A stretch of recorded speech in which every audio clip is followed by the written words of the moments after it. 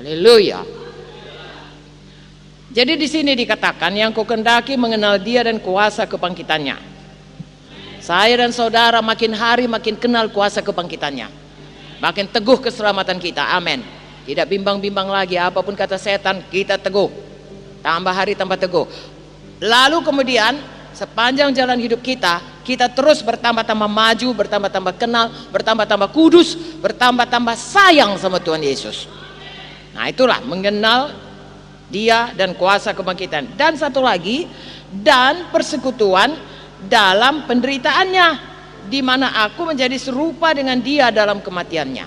Nah, pada waktu saudara dibaptiskan, saya dan saudara dibaptiskan, dikatakan kita menjadi satu dalam kematiannya. Artinya Yesus mati bagi dosa-dosa kita, kita pun sudah mati bagi dosa-dosa kita. Amin. Haleluya.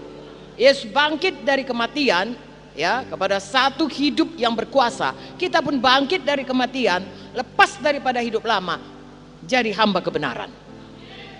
Itulah salah satu daripada aspek dikatakan kuasa kebangkitannya dan persekutuan dalam penderitaannya. Yesus menderita, kita nggak perlu menderita karena kita sudah dihisapkan dalam Dia. Dia ganti kita, Dia substitusi kita. Makanya kita tidak perlu menderita. Jadi satu dengan Dia dalam kematiannya. Dia yang mati, kita yang hidup. Dia yang sakit berbilur-bilur, kita yang sembuh. Haleluya. Itu jelas saudaraku, Mazmur 103, 1 Petrus 2:24. Itulah gunanya, ya, kematian Yesus, dan kita menjadi satu dengan kematiannya. Tapi ada satu lagi.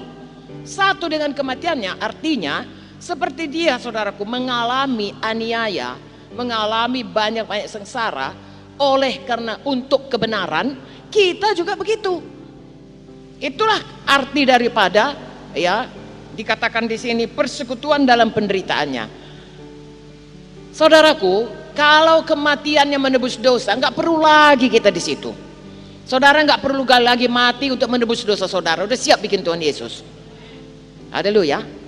Tapi kalau menderita karena kebenaran, Tuhan bilang angkat salib.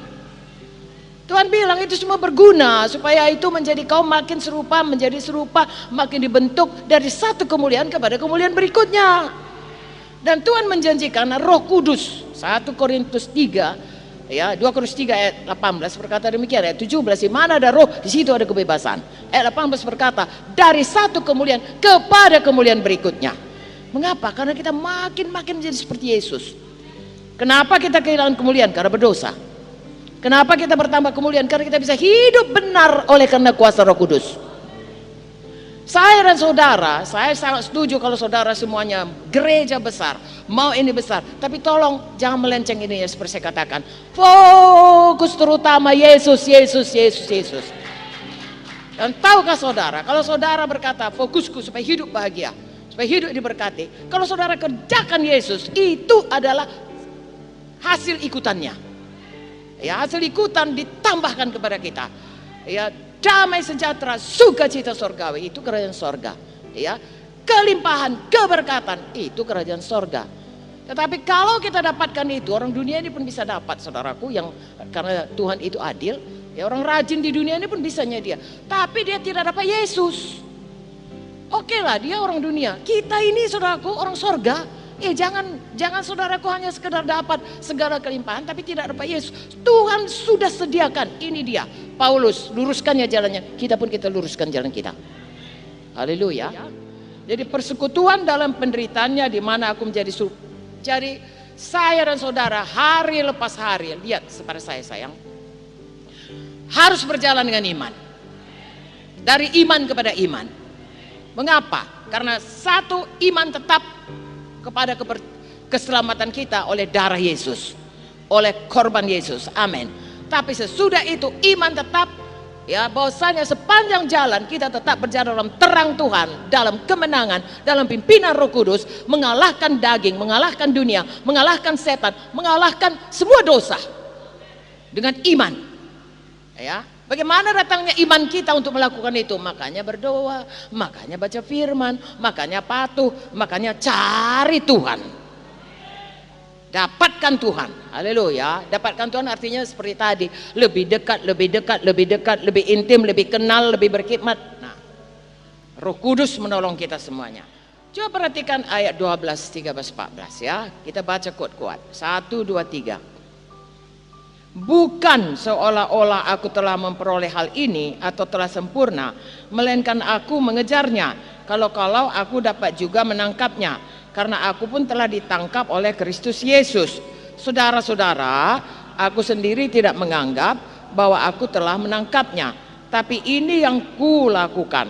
Aku melupakan apa yang telah di belakangku dan mengarahkan diri kepada apa yang di hadapanku dan berlari-lari kepada tujuan untuk memperoleh hadiah, yaitu panggilan sorgawi dari Allah dalam Kristus Yesus. Sampai di situ dulu.